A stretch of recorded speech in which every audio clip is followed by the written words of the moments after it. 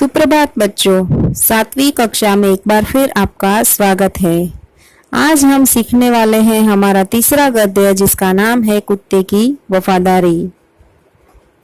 प्रस्तुत कहानी में लेखक ने अपने स्वामी के प्रति जानवर की वफादारी को उजागर किया है। कभी कभी जल्दबाजी में काम करने से पछताने की नौबत आती है। लेखक ने यह बात कुछ और बंजारे की इस कहानी के माध्यम से बताई है। उत्तर गुजरात के पाटन जिले में राधनपुर नाम का एक छोटा सा नगर है।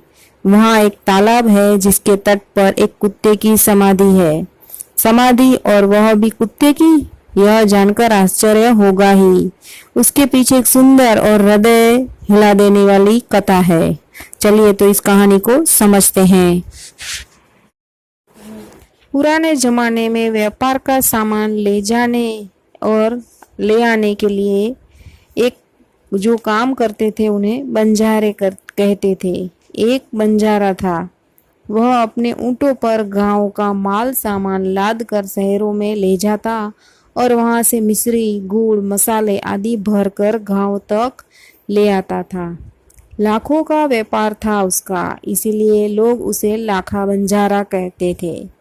लाखा के पास एक सुंदर कुत्ता था। कुत्ता बड़ा वफादार था।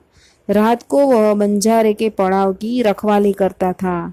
अगर चोर लुटेरे पड़ाव की तरफ आते दिखाई देते तो कुत्ता भौंक भौंक कर उन्हें दूर भगा देता था।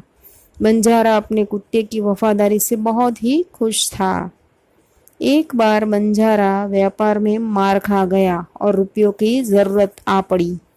वह रायधनपुर के एक सेठ के पास आ पहुंचा। उसने अपनी बात बताई। सेठ ने कहा, रुपए तो मैं दे दूंगा, मगर उसके बदले में तुम क्या गिरवी रखोगे?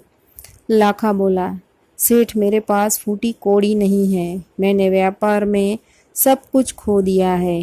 मेरी जबान पर विश्वास रखें और मुझे रुपए दे दीजिए। मैं आपकी पूरी रकम सूद समेत 1 साल में ही चुका दूंगा। सेठ बोले, कोई बात नहीं, तुम्हारे पास यह कुत्ता है तो तुम इसे ही जमानत के रूप में यहाँ रख कर जाओ। यानी कि कुत्ता तुम मुझे दोगे तो मैं तुम्हें उसके बदले में पैसे दूंगा, ऐसा वह सेठ कहता है। जब तुम सारे रुपए लौटा दोगे तब मैं भी कुत्ता तुम्हें वापस कर दूंगा। बंजारे को दुख तो बहुत हुआ अपने कुत्ते को देने में, मगर कोई चारा नहीं था। उसके पास कोई पैसा भी नहीं था और कुछ भी नहीं था गिरवी रखने के लिए। इसलिए उसे मजबूरन सेठ की बात माननी पड़ी। रुपए लेकर वह चला गया।